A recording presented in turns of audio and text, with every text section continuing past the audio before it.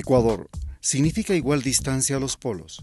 Es un país andino, tropical y amazónico frente al Océano Pacífico que debe su nombre a la Sociedad del Conocimiento. Bienvenidos a Salud y Vida en la Mitad del Mundo.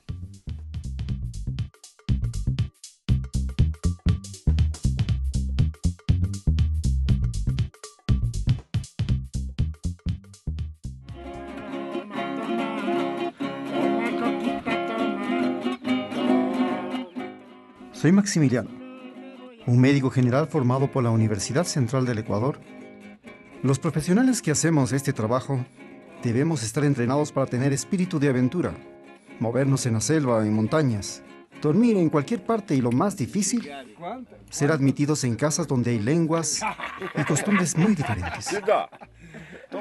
Además, estar preparados para proteger la naturaleza en este país mega diverso y para proteger a culturas, su memoria, miles de años de antigüedad y adaptación con conductas y saberes saludables a partir de desentrañar su historia. Hola, soy Carmen Verónica. La línea ecuatorial divide al planeta en hemisferio norte y hemisferio sur, y quiere decir igual distancia a los polos. Aquí vivimos el equinoccio. Esto es la igualdad entre el día y la noche. Pero además, tenemos las montañas más cercanas al sol y diversidad de climas, como el clima cálido seco andino, en el que vive una cultura negra muy particular de Ecuador.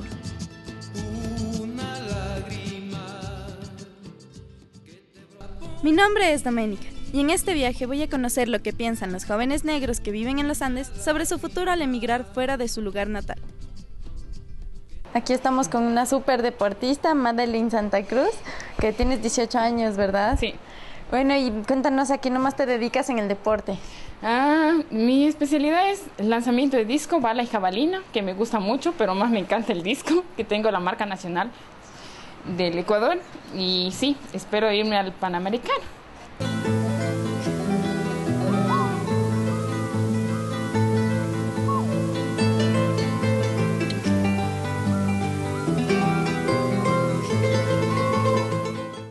Lo que me sorprendió fue encontrar un joven con poliomielitis y un complejo cuadro de patologías psicológicas producto del impacto del fenómeno migratorio a los Estados Unidos y Europa. ¿Y estas son tus dos hermanitas? No. ¿Qué son? Primas. Primas. ¿Y los papás de ellos dónde están? De España. En España. ¿Y tú les cuidas a los dos primitos?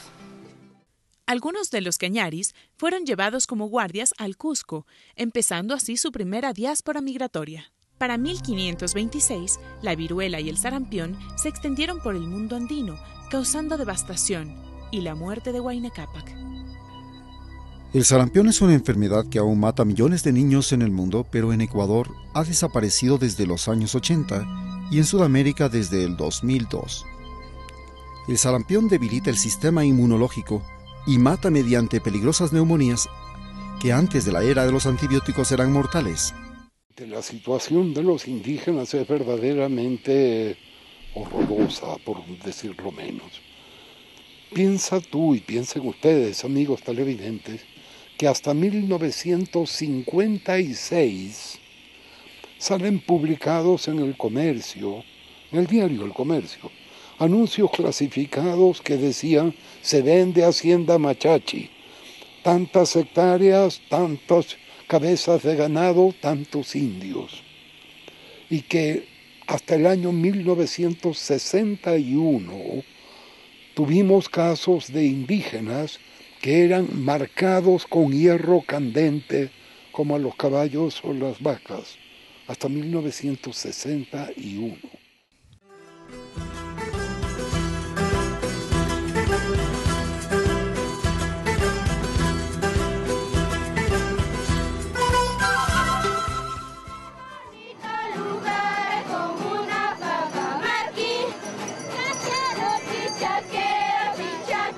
En 1502 el Inca, tras un asalto victorioso, ordenó una masacre de todos los hombres mayores de 12 años que fueron arrojados a la laguna de Yaguarcocha.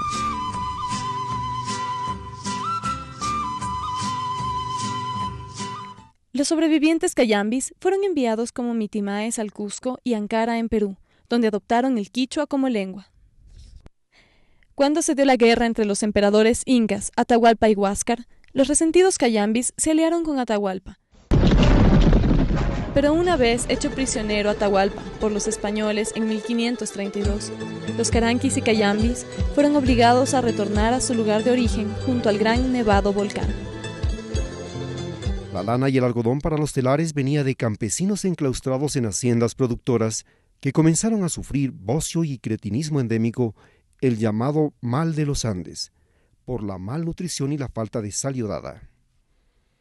El bocio es el aumento de la glándula tiroides que controla el crecimiento y metabolismo del cuerpo. Se manifiesta por una tumoración en la parte anterior del cuello, lentitud psicomotriz, baja estatura, gordura.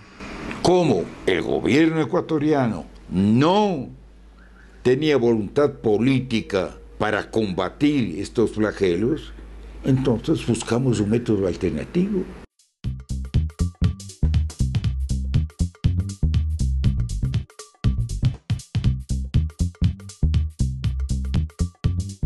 Los parteros más se dedican es cada pareja, la pareja hace el parto, da el parto normalmente, y también hay unos parteros, pero cuando hay la dificultad es de uno. Y ahí normalmente es pura pareja. Bueno, les cuento. Enela tuvo su embarazo y era un parto gemelar, pero fue un parto prematuro. Entonces en ese momento fue un momento muy dramático porque yo parto en la casa.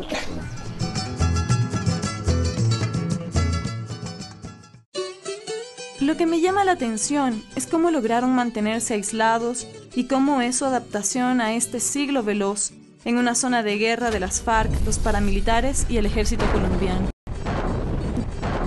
Debe ser crítica, pues solo tiene 30 años de contacto con nuestra cultura hispano-mestiza. La edad promedio de reclutamiento de unos 13.5 años a unos 12.8 años.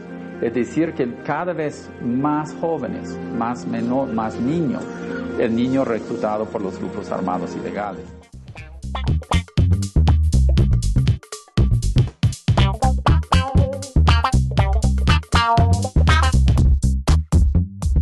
A mí lo que me interesa es saber cuál es el papel que han desempeñado las religiones y los partidos políticos en la vida comunitaria.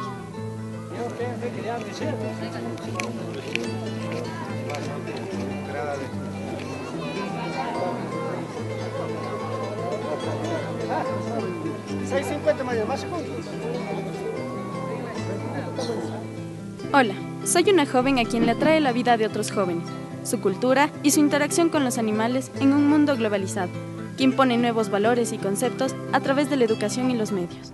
Viviendo en la llamada Avenida de los Volcanes, con elevaciones de hasta 6.310 metros como el Chimborazo, el Cotopaxi, el volcán activo más alto del mundo, los Ilinizas, el Altar y los volcanes activos Sangay y Tungurahua, se desarrollaron los puruáes y panzaleos.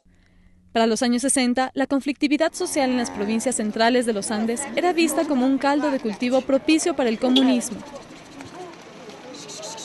Aquí Radio Rebelde a las puertas de Santiago de Cuba, el doctor Fidel Castro. No será como en el 33, que cuando el pueblo empezó a creer que una revolución se estaba haciendo, vino el señor Batista, traicionó la revolución, se apoderó del poder e instauró una dictadura por 11 años. Esta vez sí que es la revolución. Let all our neighbors know that we shall join with them to oppose aggression or subversion anywhere in the Americas.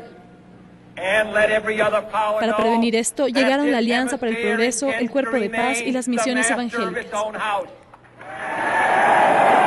Primera vez comenzamos a predicar aquí en Yadanguera. El mismo sacerdote de aquí mandó dando licores para que tomen y para que persiguen a la gente. Y allí quizás a algunos le metieron cuchillo aquí en este músculo y le traspasaron. Casi le murieron. Algunos le metieron cuchillo de aquí para atrás, algunos le botaron con las piedras. Fue la primera persecución.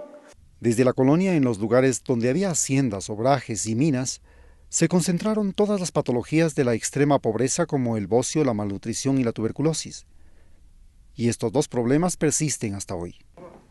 Encontré en Quilotoa una abuela que había sido tratada de tuberculosis, y su nieto, que a pesar de tos con sangrado por años, no había sido aún tratado. La población desconocía la recomendación del ministerio de que toda tos prolongada por más de 15 días era un síntoma sospechoso de tuberculosis y necesitaba exámenes y tratamiento inmediato. La tuberculosis es una enfermedad infectocontagiosa que se transmite cuando las personas enfermas tosen, estornudan, hablan o escupen. En ese momento lanzan al aire el bacilo del Koch o bacilo de la tuberculosis, que afecta sobre todo a los pulmones, pero puede afectar a otros órganos y huesos. No obstante, no todas las personas infectadas desarrollan la enfermedad. Nuestro sistema inmunológico mata a los bacilos o los neutraliza. Según la Organización Mundial de la Salud, 1/3 de la población mundial está actualmente infectada de tuberculosis, pero solo del 5 al 10% de las personas infectadas de tuberculosis desarrollan una forma activa de enfermedad.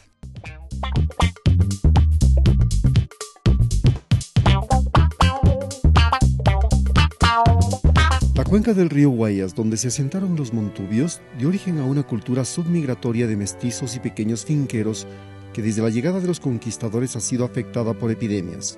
Para 1820, Guayaquil se declaró independiente de España. Simón Bolívar y San Martín acudieron a respaldar la independencia de Guayaquil con sus soldados. Finalmente, Bolívar consiguió para la Gran Colombia e Inglaterra un importante puerto en el Pacífico.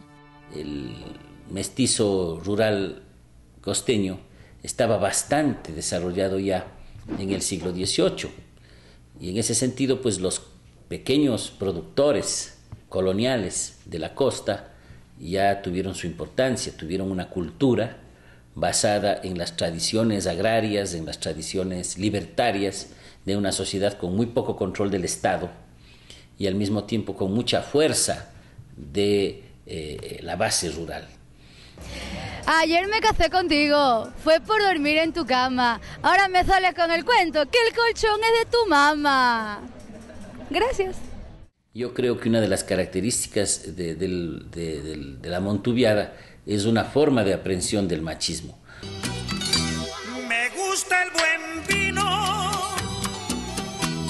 la vida bohemia. Los trabajadores asalariados montubios y de la sierra destinaban parte de su dinero a la diversión en prostíbulos.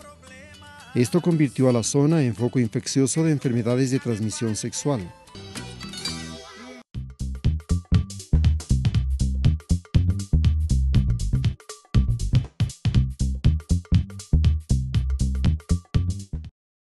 Buenas tardes.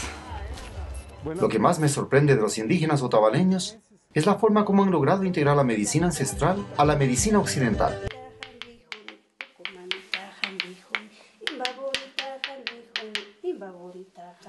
Y este es un logro que hemos visto que nuestras compañeras parteras ya están atendiendo tanto el control de embarazo, parto y posparto aquí dentro de la unidad de salud. En las décadas de los 80s y 90s van a comenzar a migrar hacia Europa y luego los vamos a encontrar también en Asia y en Oceanía. Usando una compleja red con turistas y familiares, desarrollaron el mercado internacional de sus productos, que los convirtió en la primera etnia indígena de América que ha desarrollado un sistema global de mercadeo, permitiéndoles dar empleo a sus propios familiares y amigos dentro y fuera del país. Algo que no había pasado con la exportación de otros productos ecuatorianos como el cacao, banano, camarón flores o el turismo. Para los jóvenes, la vida tiene dimensiones diferentes que para sus padres en este siglo XXI. Muchos de ellos crecen como comerciantes, pero inmersos en el dramático impacto de la tecnología y la comunicación por Internet. Mi papá teje sacos y mi mamá sabe bordar. Nosotros tejemos carritos y dálmatas, así Goku. Se ve los Power Rangers, todo se ve. ¿Y qué música te gusta a ti? De Michael Jackson. Los otavaleños son una cultura sin fronteras, muy dependientes del comercio, la tecnología, el transporte y las comunicaciones, con una forma muy particular de enfrentar su desarrollo y de ver su porvenir.